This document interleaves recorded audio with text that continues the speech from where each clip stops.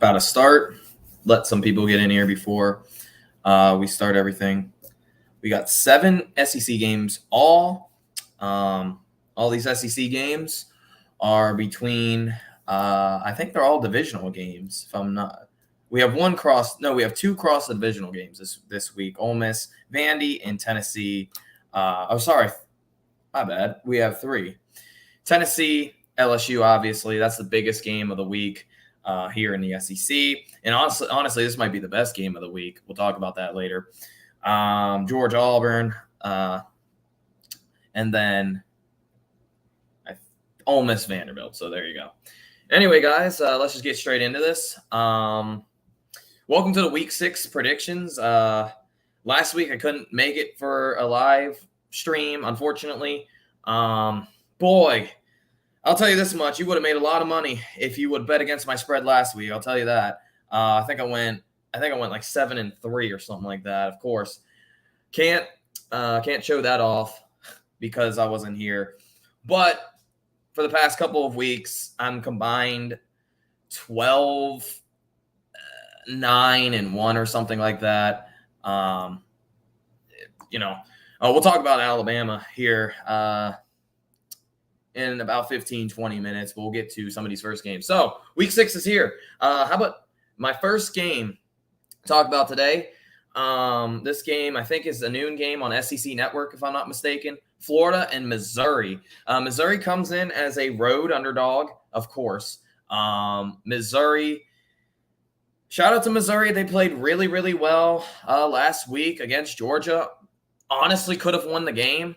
If Missouri makes more offensive plays, especially across the 30-yard line, Missouri could have ended up actually winning this game. Held Georgia to 26 points, was able to score 22. The problem with Missouri was, and you got to give Georgia's defense credit for this, though, but it was the fact that they couldn't get touchdowns. They got 1 touchdown the entire way, 5 field goals. They went 5 for 5 from field goals, and 3 of those 5 field goals were from 45 plus, and 1 was almost 60. So, that one was that was an insane game, to be honest. Not a lot of people including me, expected Georgia to struggle like that. I took Georgia in the points. I'm not even going to lie. I expected Georgia to bounce back, and they haven't looked the same since week 3. Anyway, Missouri's defense has been playing a lot better these past couple of weeks, really since the Kansas State game. They got absolutely destroyed by Kansas State, but the problem was they turned the ball over a lot and couldn't do anything offensively in that game. Kansas State was able to put up 40. They got over 200 yards rushing, I believe. That's really about it. I think they only had like 350 yards of offense.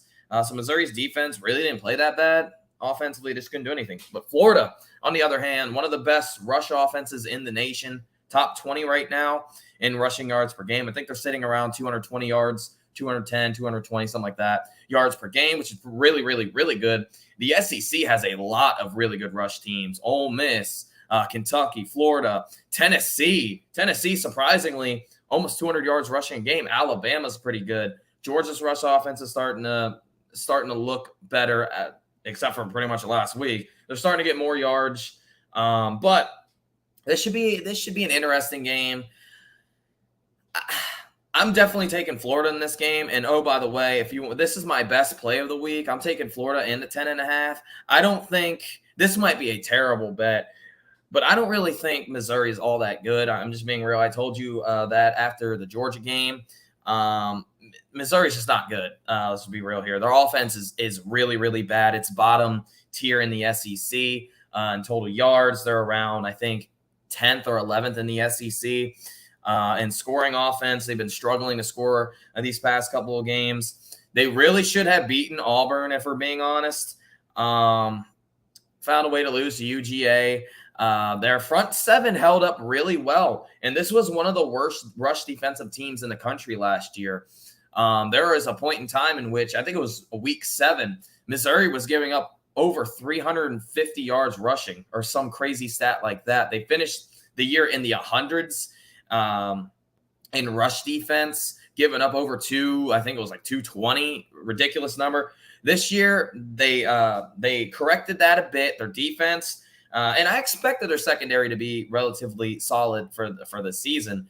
But their defense has been much better. It's just their offense. I think Florida I really think Anthony Richardson is just going to be too much for for the Tigers here.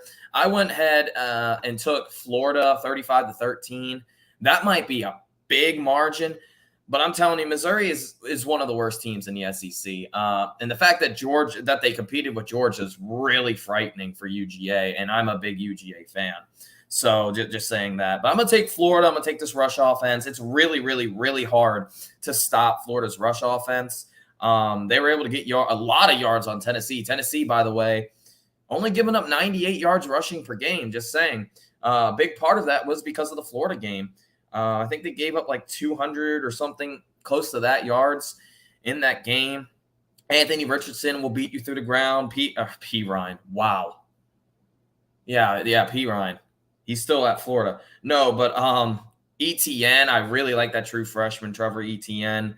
I don't know why I said P. Ryan.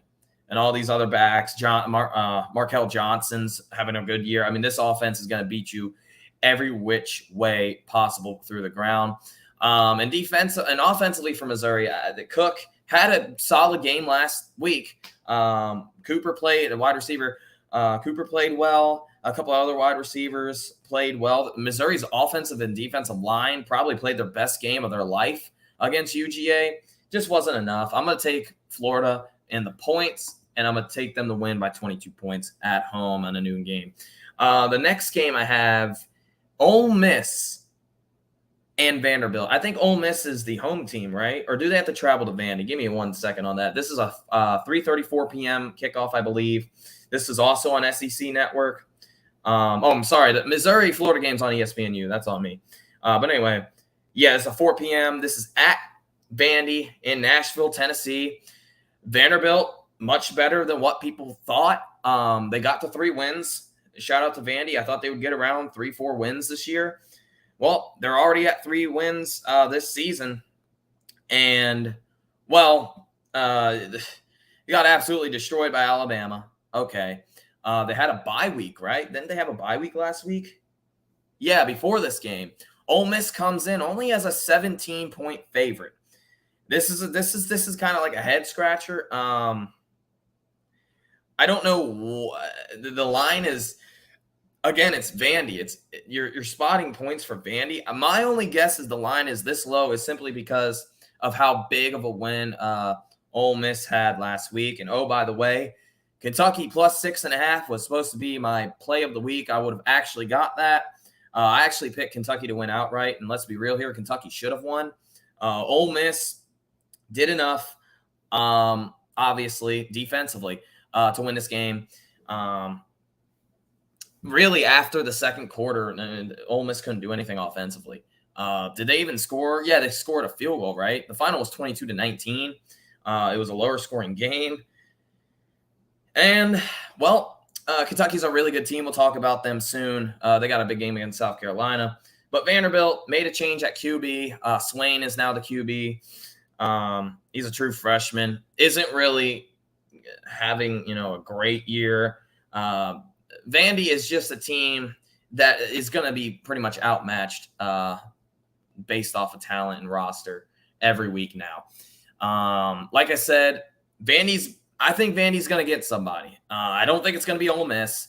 Let me just put down my score prediction right now. Ole Miss is just, way more athletic. They're better.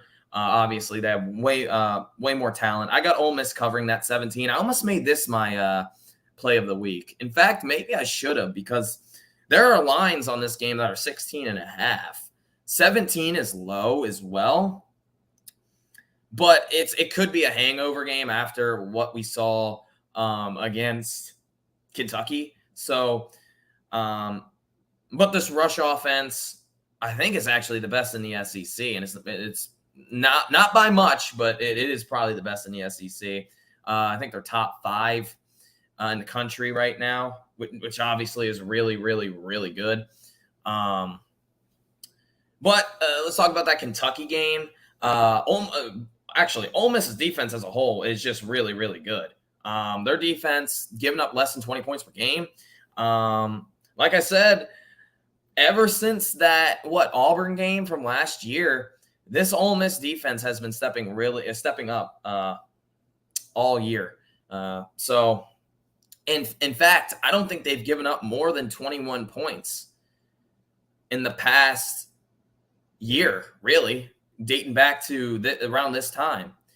Last time, no, they gave up 31 to Auburn, so 11 months ago. But anyway, since that Auburn game, they have not given up 21 points. We're into another year, and they're, by the way, without DJ Durkin, who's now at Texas A&M, who's doing a pretty solid job, I would say. But now this defense is pretty much back where they left off from last year. They are a pretty athletic defense, for being honest with you. I just think Vandy will be outmatched. I expect a lot of rushing yards from Zach Evans and Judkins. Nothing really spectacular to say on this game.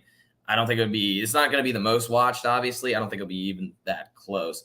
So let's talk about my dogs. My dogs go back home after an embarrassing road win. Yes, Georgia won. So, they're 5-0. They fell to only number 2. I was actually surprised about that. I thought Georgia should have fallen below Ohio State. But now you are a 30-point home favorite against Auburn. Has Georgia looked like they've been better than 30 points against anybody in the past 2 weeks? No. Again, it really depends on which Georgia team shows up. Is it going to be the team that we think they are, which is one of the best teams in the country, if not the best, where Stetson Bennett is making he's making great plays. Brock Bowers is making elite plays. Of course, A.D. Mitchell has been out. Jalen Carter has been out. Jalen Carter has been hit by the injury bug pretty much all year, which has been huge because he's by far the best defensive lineman that Georgia has. It's not even close. But yeah, Auburn offensively is just not that good. I'm just being real here. Ashford he gave everything he could last week against LSU. In fact, Auburn should have won that game.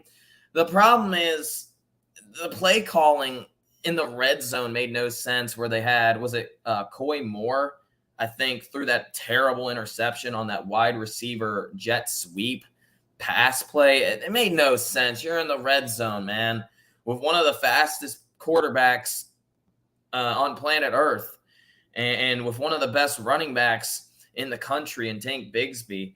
No, first down and 10 at the 11. You run that, try to get cute. It was terrible. But Auburn's defense has been pretty good for the majority of the year. Georgia offensively, once they get inside the 25, it's just they don't execute, and that's why they haven't been scoring touchdowns like against Kent State, like against Samford, and like against Missouri. 4 field goals in Missouri game. Kent State, Georgia had, 4 field goals again. And then the Samford game, guess what? Georgia had, 4 field goals? You can't just get down to the red zone and kick field goals. Now, Georgia, top 5 in the nation in yards per game. They're getting over 500. Their passing offense and passing efficiency is one of the best in the country, believe it or not. I mean, a lot of people would know. I'm going to take Auburn in the points. I think Georgia wins this game pretty comfortably. I really, really, really want to see the Georgia team where Stetson Bennett, like I said, is making great decisions, especially inside the 25, and Georgia scoring touchdowns. This offensive line got completely embarrassed last week, and the defensive line as well, for the most part. Again, like Kent State, Georgia gave up under 300 yards of total offense defensively. So their defense is playing fine. It's these ticky-tack turnovers that are making no sense. Stetson Bennett just literally dropped the ball. It's a read option. You either give it or you don't. No, instead he just drops it on the ground. Don't know about that. And then Kendall Milton fumbles after a really, really, really, really good run. Probably the best run that we've had all year from a running back, to say the least. Now, Brock Bowers is insane. He's one of the 5 best players in college football. The problem is he doesn't get the ball enough, so he won't be a Heisman candidate. But I got UGA winning this game pretty comfortably. I really want to take Georgia in 29.5 or 30. I'm going to go with Auburn in the points here. 30 is a lot to lay. This is a rivalry game. I'm going to stay away from this. Georgia's team I'm staying away from if I'm betting for the rest of the season. And I'm not even kidding on that. But anyway, how about one of these games? Kentucky versus South Carolina. Now we got a really good rush offense versus one of the worst rush defenses. South Carolina giving up over, what is this, 180 yards rushing game, 190, something like that. That's incredibly bad. The worst rush defense in the SEC. And Kentucky, I think, is top 20 in the nation in rush offense. So on paper, Kentucky's going to win this game by multiple scores. Like Ole Miss, that was a really, really, really good game, an emotional win for Ole Miss. It's an emotional loss for Kentucky. Kentucky was the better team on last Saturday. Yes, they didn't get as many yards as Ole Miss, but they missed a field goal, missed 2 extra points, got down in the red zone twice, and did nothing with it. Kentucky really shot themselves in the foot and should have won that game. They're only a 6-point favorite against South Carolina. If you've been looking at this recent history between these two, this game's usually always close, no matter how bad or good either team is. I think Will Levis, clearly a better QB than Spencer Rattler. Spencer Rattler has been struggling. South Carolina's offensive line has been pretty bad this year. Is it the worst in the SEC? Maybe. It might be. It might be the worst in the SEC. And that's even including, obviously, Vanderbilt. Who else? Auburn's is really bad. LSU's, has been playing a little bit better, just not great. But anyway. But yeah, Will Levis should have a good game. Rodriguez should have a good game. Smoke. It's simply based on paper of how bad South Carolina's rush defense is. I'm going to take Kentucky to win this one by 2 scores. I don't think it's going to be a blowout.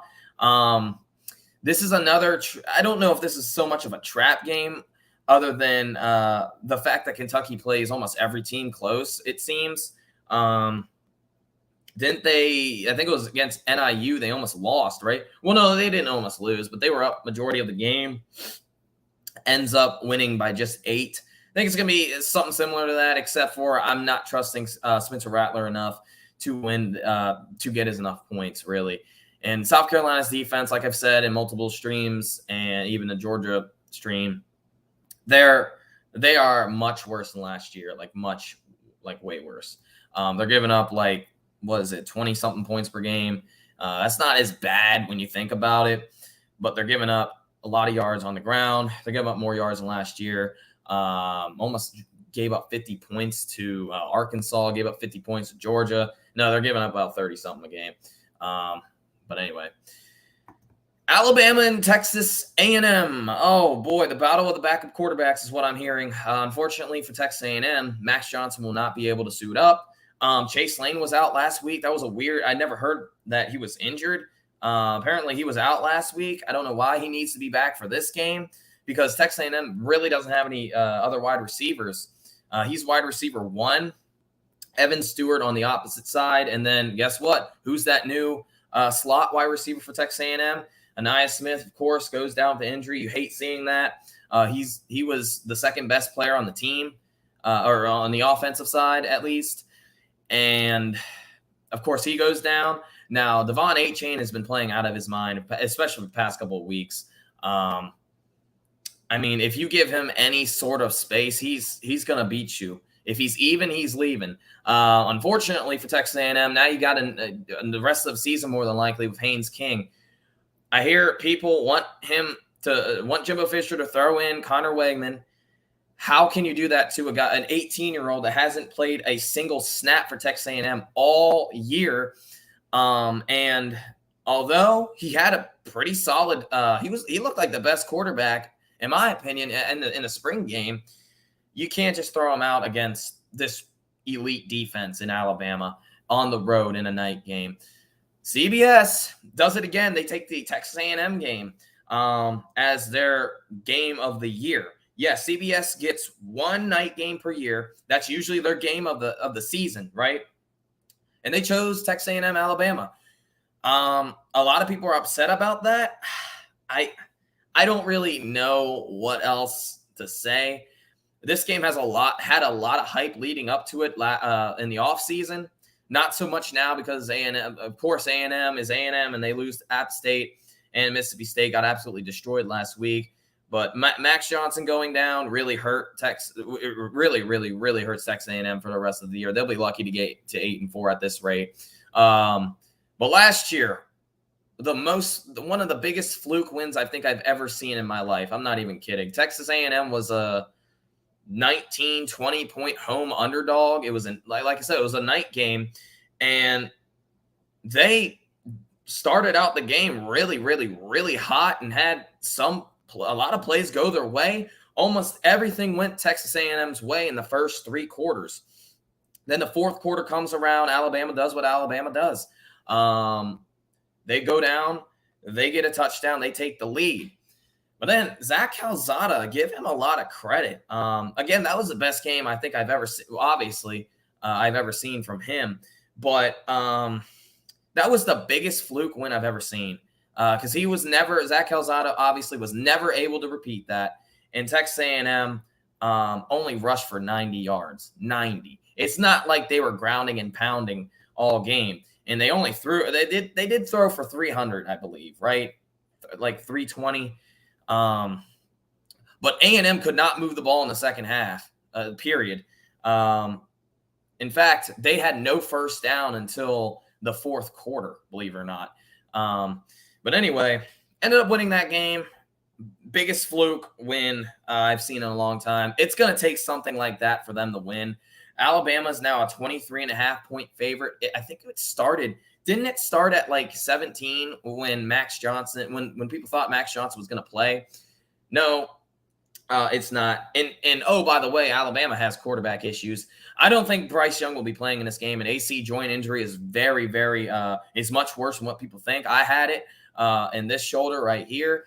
And I'll tell you this much. Some days I couldn't even lift my arm above my head. So, but I'm hearing that he's day-to-day. A lot of people saying he's just watching practice.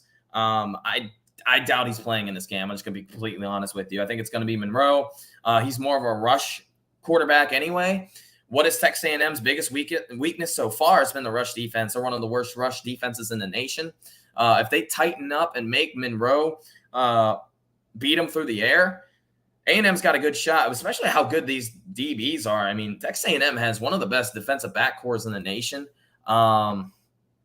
Antonio Johnson, obviously a nickel. They put him in the safety as well. They use him pretty much all over the field. He's clearly going to be a first-round pick. Damani Richardson, the most important player on that defense, really, because of his IQ, and he makes a lot of plays at strong side safety. Who else you got here?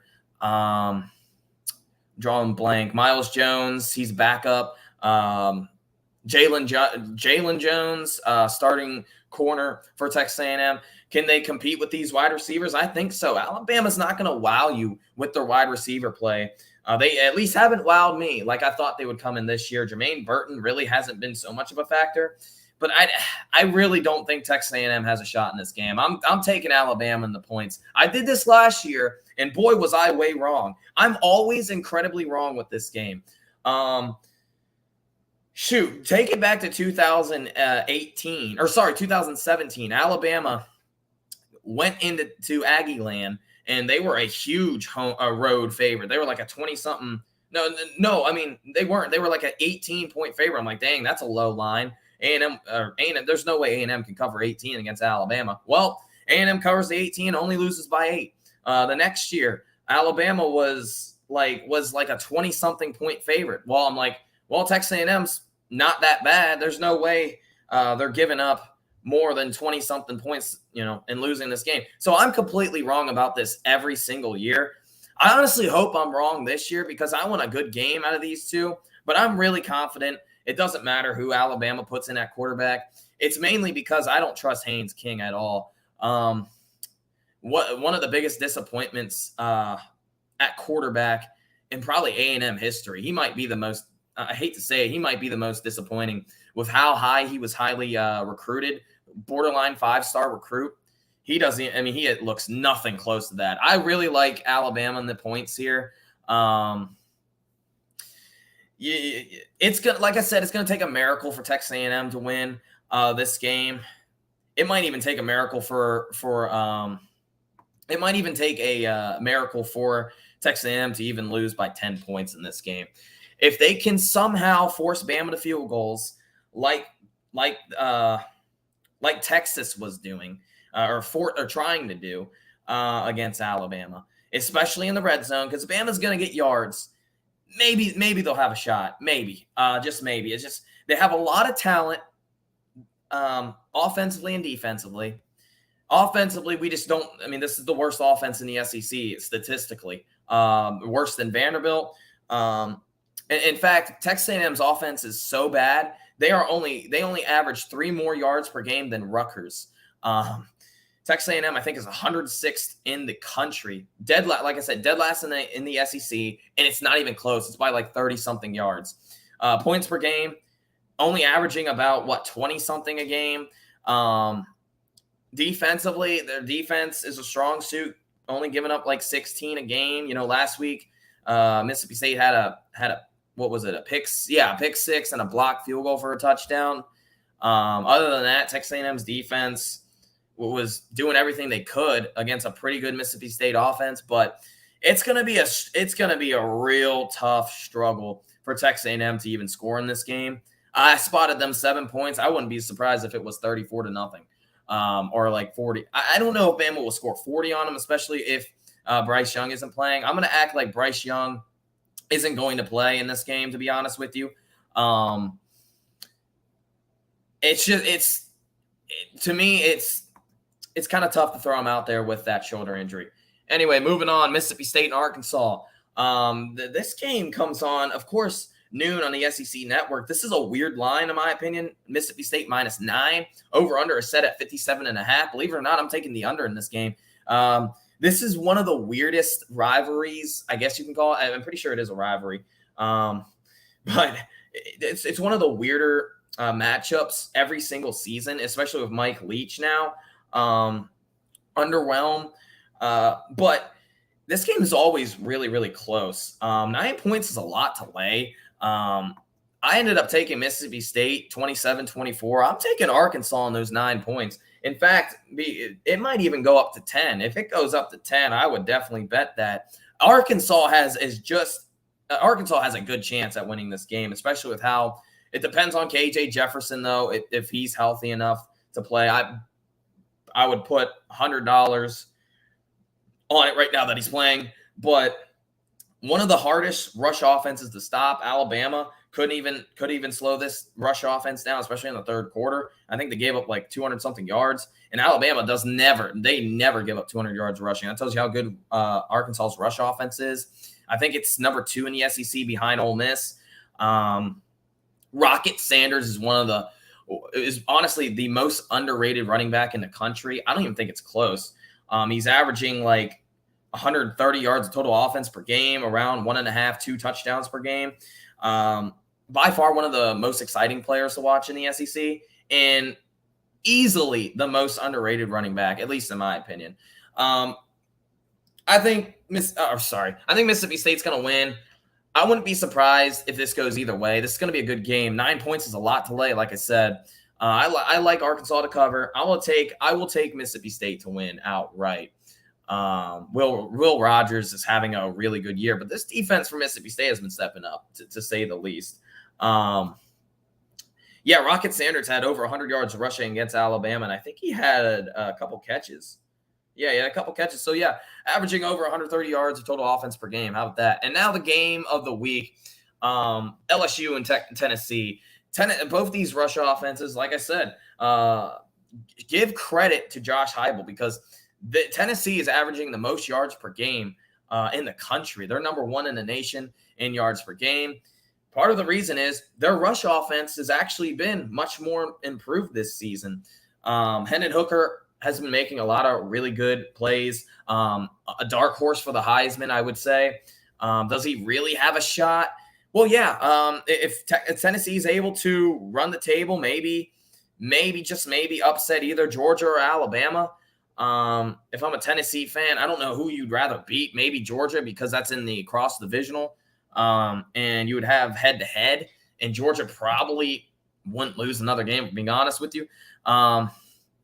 But Tennessee, like I said earlier, Tennessee's defense has been really, really, really good. Much more improved this year. Yes, they gave up a lot of yards to Florida, but they got a bye this past week, which was huge. We saw LSU struggle. I mean, LSU really should not have beaten Auburn. Jaden Daniels. Wow, I can't speak apparently. Jaden Daniels had less than 100 yards passing in this game. He had, I don't even know how many rushing yards he had. The rush offense was honestly the saving grace for LSU. That's really it. They got lucky to win that game. So the play calling in the red zone for Auburn made 0 sense, to say the least. But Hendon Hooker's clearly better than Jaden Daniels. But Jaden Daniels isn't a pushover. He's a solid SEC starting quarterback. Who do I think is going to win this game? This is on the road in Baton Rouge. Guess what? Another 12 o'clock noon game. I went with Tennessee. And by the way, Tennessee is a 2-point favorite. I think simply because Tennessee had a bye, they get one extra week to prepare, and they didn't have to play after an emotional home win against Florida. That was a huge program booster win for Tennessee. They're sitting. They watched.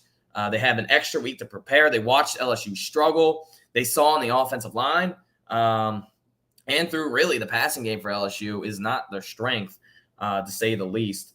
But like I said, Tennessee's defense has been stepping up so far this year. Only give up 19 a game. Yes, I get it. They gave up 33 points and like 500 yards to Florida. But what saved them against Pitt really was their second half defense. I mean, they completely dominated the second half, and they should have won this game by more than just 7. And this game should not have gone to overtime, to say the least. But I'm going to take Tennessee and Hendon Hooker. Is Tillman playing in this game? I don't think so. It would be a huge lifter if he is. I'm hearing that is he a game time decision? I don't remember.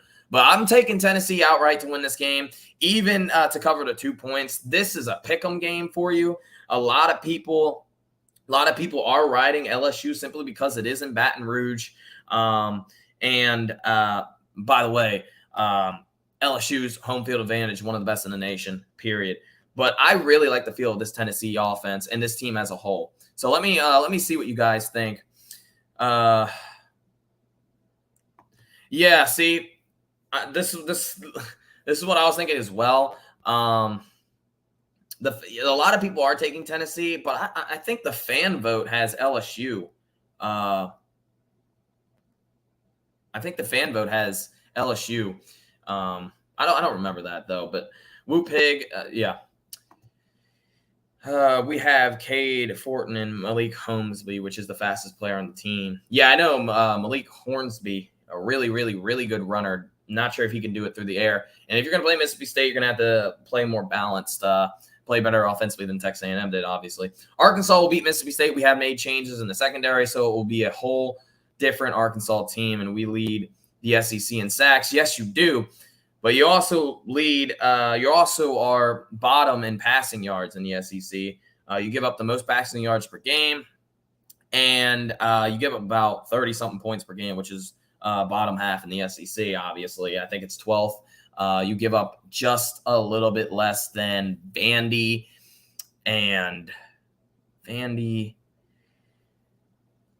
Who's the other team? It might just be Vanderbilt. But anyway, A&M is not good. Nick is going to run up the score. I don't really think the offseason thing should really have any factor on this game. It might. We'll see. He has a mild shoulder sprain. It's minor. It's an AC joint, though. I had one. They can shoot. Yeah, you're right. They give you a shot. It's like a sterilizer. I think I really wanted to get it in mine. I never was able to get it because I moved. But they give you 3 shots, one like right here, one there, and I don't know where the other one would go. I just know that they would give them 3 sterilizers. But anyway, won't matter. A&M is going to have several key players out. Well, yeah, let me see who they got out for this game. I know, obviously, Anaya Smith, Max Johnson. It's really mainly on the offensive side, if we're being real. Who else? Max Johnson, Anaya Smith, somebody on the defensive line. I can look it up, though. A&M always has injury. Every team always has injuries, so that's really no excuse, especially with their roster. There should be no excuse on why they can't, at least compete in this game. I'm sorry. With this roster talent, I know Alabama's really, really, really good, but there's no excuse to lose this game by 30 points. And this is what I'm predicting, a 34-7 loss for Texas A&M. Foster's playing. When they added Bryce Foster back to the lineup for Texas A&M, their offensive line played a little bit better, is playing a little bit better. Musa Muhammad had a pretty good week last week, but they need more. Consistency at wide receiver play, especially quarterback play. Oh my goodness. Let's see. I'm looking. Maybe throw out. Honestly, maybe you have to throw out Connor Wayman. I don't know what else there is to say for Texas A&M at this point. Let's see. Am I missing anybody? I'll be so upset. Bryce Foster is going to play. I don't know why. Blake Smith, Max Wright. Anyway, I thought Bryce Foster is playing. Yeah, he is playing. I don't get it. Anyway, so looks like they're out with a couple tight ends that really haven't done anything all year. Let's just be real. I said that the secondary will look different with changes we made, and we have a balanced attack. Cade Fulton is a good 4-star QB. Well, guess what? You haven't seen him play at all. You can't just rely off a freshman. High school tape to determine how good he's going to be against Mississippi State. I'm just being real. But I'm pretty sure KJ Jefferson's playing. If A&M disappoints again next year, do you think Jimbo's gone? Yeah.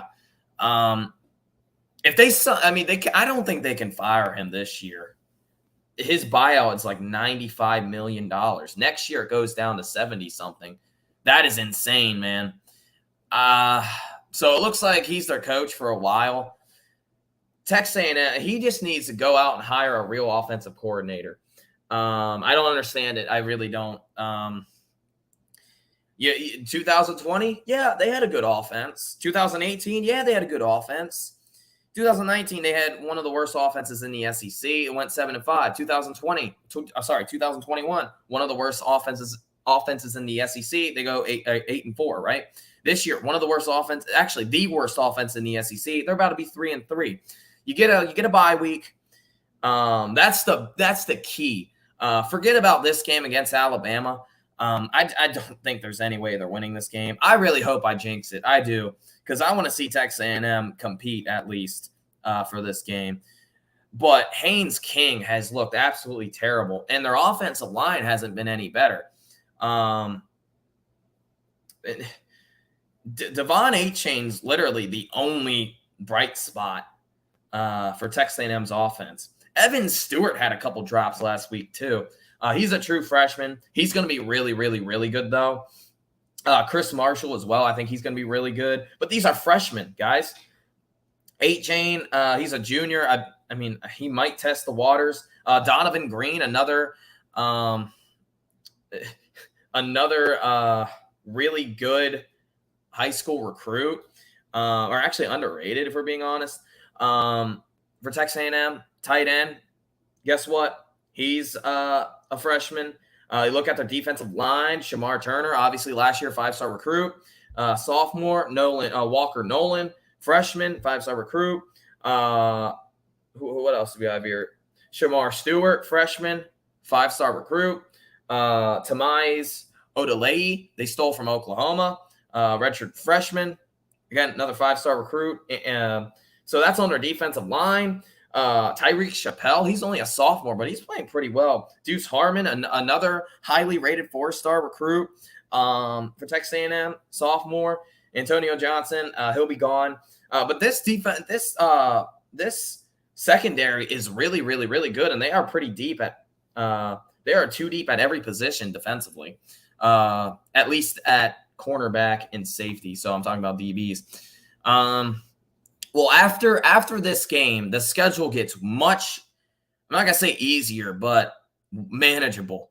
They play Ole Miss at home. Auburn. They go on the road against Auburn. Auburn is really not that good. Depending on how bad Auburn loses this week, could this be the last week of Brian Harsin? Perhaps. I don't know. He's playing for his job. That would be a huge upset loss for Texas A&M. Who else they got to play? Obviously, LSU at the end of the year. That won't be easy. They got a group of 5 team that they play who's not that good. I don't even remember who they play. And then South Carolina, too, right after the bye week. So it's more manageable. It's more manageable for Texas A&M. They could definitely get to 8-4 after this loss, but will they? I don't know. This offense is really, really, really bad. It took an all-time miracle for them to beat Alabama last year. In fact, they only scored 40 points last year twice, and the one time was against Alabama. One of the two was against Alabama. They did score 41 against Kent State, and they also scored 50 against an FCS team. But does that really count?